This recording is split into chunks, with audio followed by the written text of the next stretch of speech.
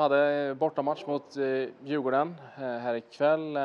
Vad är det för tankar som går genom huvudet strax innan ni ska sätta er på bussen och ge er iväg? Nej, men det blir en tajt match. Jämn tror jag. Hög fart på båda lagen, så det blir spännande att se. Det är ju två lag som ligger ungefär likvärdigt i tabellen.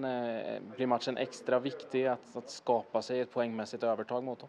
Men det är klart, nu i början alla poängen är ju väldigt viktiga. Det är väldigt tajt och man vill ju ha de här extra poängen i slutet som vi har sett har blivit väldigt viktiga tidigare säsonger. Kommer ifrån en förlust senast och det har varit en liten nedgående trend de sista matcherna. Vad ska man göra för att bryta det med start här ikväll? Vi har pratat mycket om energin som vi bidrar och ger till varann, både på isen men också i båset och utanför, och försöka pusha på varann lite mer för att hålla uppe intensiteten och farten i spelet.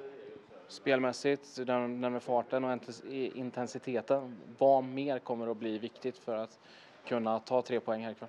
Nej, men det är just att sätta chanserna vi får. Vi har fått de matcherna vi har spelat nu också, men vi sätter inte dit dem och då är det svårt att vinna hockeymatcher.